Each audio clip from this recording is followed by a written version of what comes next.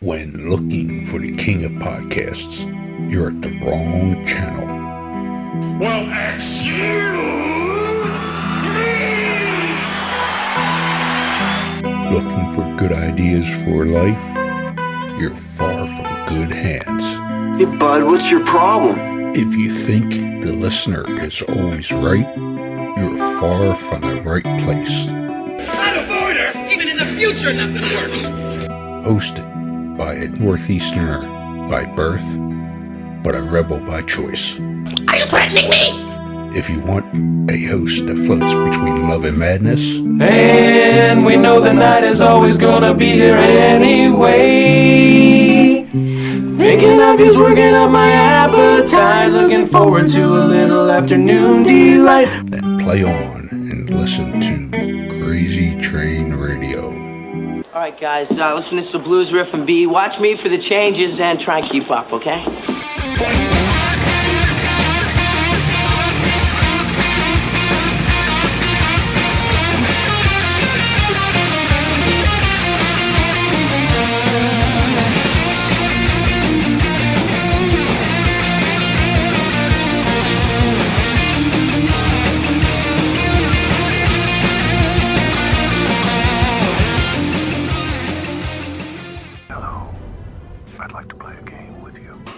Within the gaming world, there are your general gamers, but then there are those that enjoy the dark underbelly of gaming.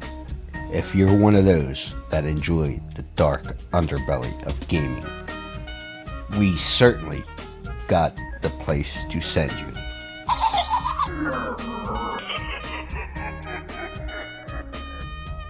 Scorpion Lair Games.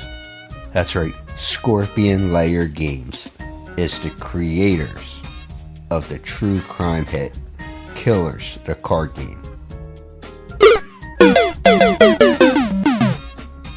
Let's not forget they also have Killers Clothing Company, the profiler game, and things like the 5-Minute Murder channel on YouTube. And we certainly can't forget the new book that is certainly a hit, Beyond the Headliners, True Crimes, Myths, and Legends. Make sure you visit Jeff and the Scorpion Lair Games on Facebook and everywhere today.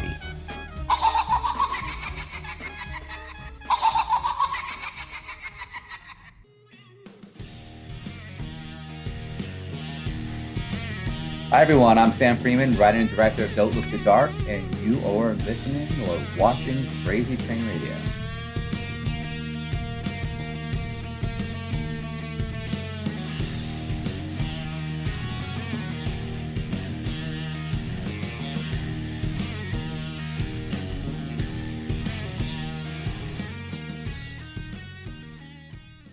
Hey folks, it's your least favorite host in the podcast world, Croc, Jonathan Steele. And boy, do we have a good one for you today.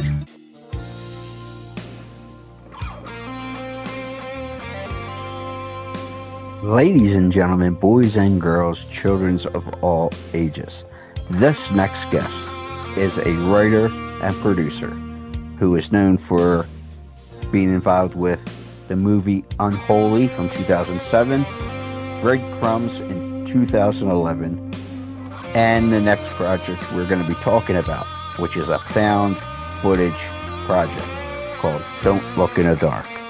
Let's go ahead and welcome Mr. Samuel Freeman, the writer, director, and producer. Hello. Quiet, numbskulls, I'm broadcasting. So, Mr. Sam Freeman, how are you? Hello. And congratulations on Don't Look in the Dark. Thank you, and thanks for having me on here. You've had a lot of very good guests, so I am honored to be on here and to talk about the film with you. Thank you so much. And I do got to give credit to Mr. Aaron over at A&B Horror Movies again. You know, he made the connection, so thank you, Aaron. So, where did the idea of this project begin? Because I know you're from the Montclair area. I'm in Yes. South Jersey. Oh, cool. And supposedly this is based in the Pinelands National Reserve, which is not Yes. too far from me in a Chemung area. So where did the process of this idea come from? I think the whole kernel of the idea was to try to do something that people haven't hopefully experienced before in a movie theater. I wanted to take some of my famous, favorite, and they are famous, inspirations, such as the Blair Witch Project, which was a seminal film for me, and take this found footage idea and try to do something that hopefully takes it where people haven't really seen it before. And another notion was nowadays in the TikTok era and everyone having cell phones, everything content has become more and more disposable. And I feel like I wanted to create a film that almost forces audience participation because if you want to really truly appreciate the film to the best of your abilities, I feel like this is a film that you have to put your phone down, you have to concentrate, and you have to look in the dark because there are things in the dark that if you're not concentrating and you're not trying to look in there that you might be missing and you might be missing hints and clues of what else might be happening with this whole supernatural element and thematic elements as well. So I think it came from this idea of doing something different, trying to get out of the box and trying to create something that would hopefully be a left turn for the genre. Well, I am not the biggest found footage fan, or not fan, but I'm not the most knowledgeable in the found footage section of the horror world. But this film tends to have a sci-fi angle to it and I say that because of the tech aspect of the Yes. phones recording in both video and audio and kind of doing it on its own. What? Yeah. But how big of a or how big of the idea would you say is the sci-fi and the tech aspect? Because also, and you kind of hinted at it there, that if you're not paying attention, or even if you are paying attention, I would say, depending on when you're watching, is it the daytime, the nighttime, where you're watching, Of you course. might see different perspectives. So could you speak Yes. on that a little bit? Definitely. I do think this sci-fi technological aspect plays a huge, huge part in this film. Nowadays, with technology, and I think this is a question that we ask and we even posit in the film with our characters' conspiracy theories that our phones, many people believe, are always listening to us, or always watching us, possibly always even recording us nowadays. I mean, a lot of people believe these conspiracy theories, and you can go down these crazy rabbit holes with technology and the different companies and which governments might be meddling. So I wanted to take this aspect, and I feel like it's almost a fear nowadays the technology, rising AI, rising everyone having screens, and taking that fear and sort of putting it on screen. And I think in our film, we sort of ask, is it a supernatural entity that is causing their phones to record everything to get this footage out there? Or is it something maybe just as nefarious, but less supernatural? Is it a is it a sci-fi element to it? Is it our government? Well, I'm not a crook. Is it the Illuminati? I feel like the characters even ask these questions once they realize that their phones are recording on their own, which they don't even realize maybe until 10, 15 minutes into the movie. So I think you definitely picking on this sci-fi element. I feel like there's a lot of ways to look at the film, to read the film, just as the characters posit different explanations of what could be happening to them. I feel the audience could be asking and having different interpretations. And again, like you said, depending how you watch it. Because if you watch this during the day with light coming in, you might not see certain elements in the darkness that you'll see if you watch it at night in a pitch dark room. you might be watching this in a movie theater and you'll see something with the grayscale of your ambiance with the exit lights and the seat lights that all have a play in what you're seeing on screen. And, there's a possibility. I mean, a lot of people are discussing how this film is 50, 60% all black. And I want to ask these people, like, are you sure that there's any moments in this film at all that are 100% black? And that's what I want the audience to think about also when they go in. And when they're watching these elements, where they're immersed in darkness, waiting for the next visual hint, waiting for the next visual that comes through, pay attention to what you might see in the dark. So that's... Now, oh, sorry. Go ahead. No, go ahead. Well, what I was going to ask is, did you shoot this in the Pinelands, or were you more in the Montclair area? We were a bit in both. So a bit in the Pinelands and a bit in Eagle Rock Reservation, which is in the Montclair area. Okay. Now, how did you go about the audition process for this film?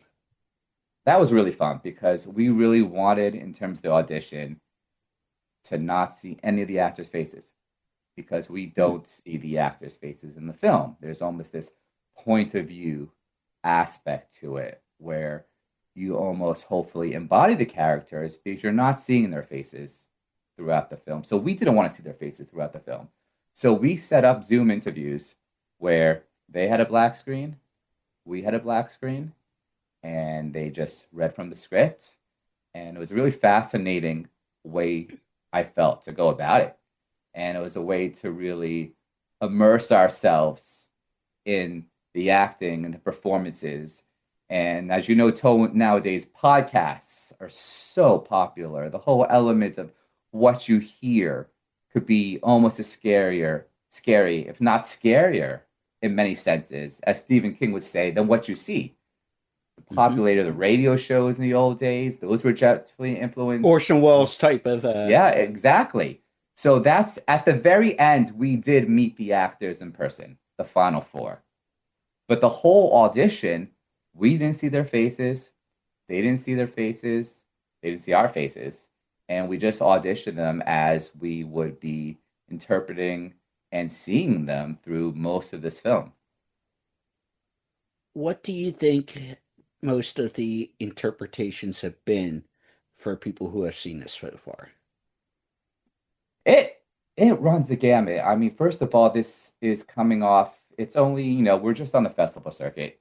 And it's, as we know, a very polarizing film, a very divided film, where we have people who absolutely love it, and we have people who are asking, what do you mean this is a film? There aren't visuals for 50% of the movie. And it really hits different for every single person. We have people really clinging on to a lot of the thematic elements that we have going through the film, about whether this film is saying about something about motherhood, whether it's saying something about growing up. And, it's possible that this is just an experience happening to these two people that's not saying anything at all. But I think if you really do pay attention to the darkness and the stuff that's hidden in there, no two people are seeing the same things. We have people at the same screening where half the people are saying, yeah, I caught that stuff in the darkness. And half the people are saying, I didn't see anything. So it's really fun for this divergence happening and these people arguing over whether they even saw something. And I think that really opens the film to many interpretations of what's going on, whether this is a supernatural occurrence that these two people captured, whether these two people were even on this. I mean, these two people in the film are actors, and they are trying to get their brand out there. Can this be a setup? I've heard, can this be the notion that our government is hiding secret messages throughout this film, and that's why this film is coming out? Because one interesting element we also have is, in terms of things that are hidden in the dark, I really let our crew go a bit crazy with that. We were on the same they're all on the same page thematically and in terms of what we want the story. But I gave our editor, our executive producer, people we came across all opportunities to have images and I would call them things hidden in the black without even telling me what they are. So I feel there's a sense of danger in that. There are moments in this movie in the darkness, things that people are seeing that I, as a director, didn't even put there or approve. And that goes with this element of we really wanted to do something different, try to be a little dangerous, be on the edge of what we could accomplish. So that might have been a long-winded answer for that question, but No, you're good. So with being on the same page, but different aspects of things you may not have approved or whatever the case might be, what kind of questions would you want the audience who sees this to be asking? I think I want you to ask what like we try to create these strong thematic element through lines throughout the film, whether it be the danger of technology or the idea of finally manning up, growing up, whatever term you want to use, and sort of ask yourself what is possibly being presented here and how does that tie into the themes. And I keep trying to emphasize this notion of danger. Is there any danger in watching this film, in being subconsciously shown things that you might not even visibly see? So I kind of want the audience to ask that question also. Is there a danger in watching this film? Is there anything that you wrote or shot that didn't end up making the film? Oh, we definitely, the original script was 220 pages, and I think the original cut was 2 hours and 20 minutes.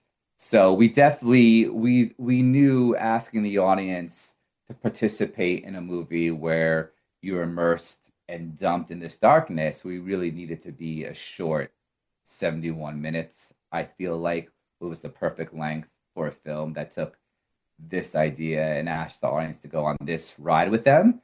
So there was a lot that was cut out. And another interesting notion was we shot the film all audio first. So we almost did the opposite of having additional ADR, how films often do it. So we shot the whole film in these multiple woods locations where the actors and actresses only had to worry about sound. So they didn't have to worry about blocking. They didn't have to worry about lighting. They could fully immerse themselves in these characters. And really, we only had to worry about the sound. So we had a radio edit first. And from that radio edit, since we didn't have to marry any of that to lips or mouths moving, we were able to really create, and I like to use the word Frankenstein, because we were literally able to take words from their best take, stitch them together, and create whole new conversations that would better what we were trying to do and create a whole new script based off the dialogue we got for the final film that we all felt was the best for our purposes. How long is this film going to be on the festival circuit? But also, where can people eventually check this out? Are we going to be streaming? Is it going to be physical media? What are we looking at? Well, right now we have a few more. We have a bunch more festivals actually. We're in Idaho next week, and then we're back to New York City in June. Then we are going off to a horror film festival in UK. So we still have a few more months on the festival route, but we just started talking to some very interesting entities, interesting distributors who are really engaging with this notion of us wanting the filmmaking community to demand something different, to get different types of film, different types of experiences out there. So we're in that process. We just started that process right now, talking to distributors and having these interesting conversations with a few people. And it's exciting, and we're hoping we have some distribution news in the, soon. I want everyone to see this really badly, and I'm hoping to get this out there, and hopefully we can get this out there as far and wide as possible and in as many ways as possible. Because I want people to be able to experience this in the theater. I want people to experience this in streaming. I want people to experience this on their phone so they can really see that you'll never see the same movie twice, and two people won't see the same film if they're watching it together. We really want to prove that, and the only way we can do that is to get that out there as far and wide as possible. Well, obviously the film is called Don't Look in the Dark. Yes. But before I let you go, I'm curious to know, because we know times are tough currently, right, for a lot of people. Where does your entertainment dollar go? What are you into? Are you into the found footage game? Are you strictly horror? Where are you focused at? In terms of personally going to the movies and watching? Yeah, whether you go to the movies or stream, or I want indulge. Yeah, I feel like all genres of art, all filmmaking is art. There's, so I will watch a horror movie. I will go next day to a romantic comedy. I will look at independence. I will go mainstream. So I go across the board. Whatever I feel is offering something unique and different, no matter the genre and no matter the art form.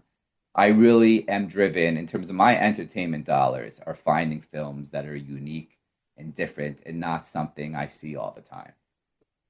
Well, where can people find both Sam Freeman and Don't Look in the Dark? Don't Look in the Dark. Don't Look in the Dark is our main Instagram page. That's pretty easy because it's just at Don't Look in the Dark. And if for some reason you want to follow me on my personal account, you're welcome to too. That's at Samuel Script. And those are both on Instagram. And, I'm happy to communicate and engage with anyone who wants to talk to me. And wants to know more about the movie.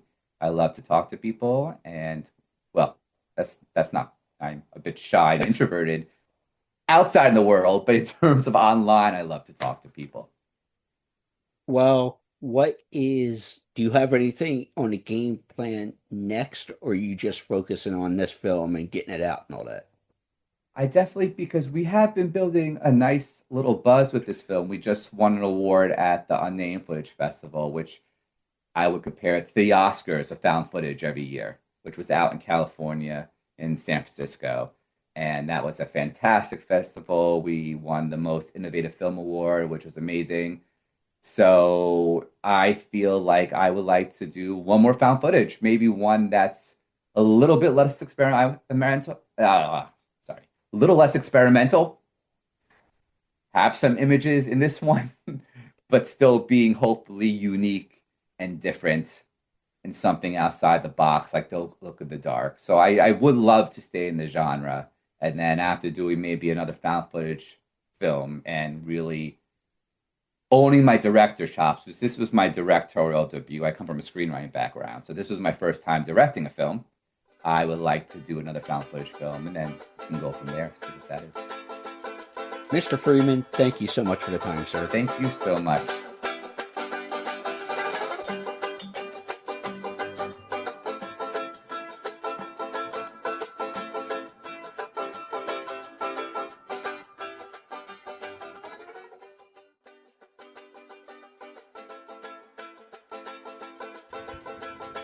You are going to need a bigger closet when you meet our new friends.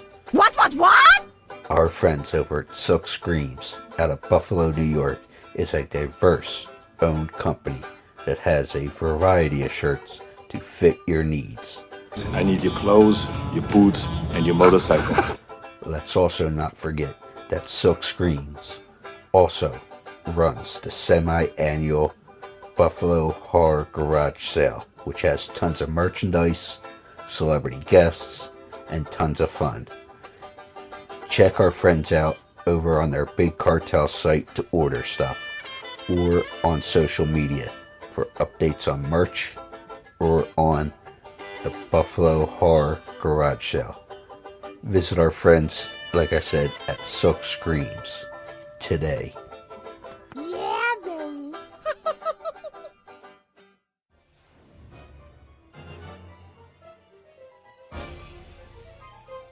Hey, y'all. This is Adam Marcus, writer and director of Jason Goes to Hell and Secret Santa. And you are taking a ride on Crazy Train Radio. Badass.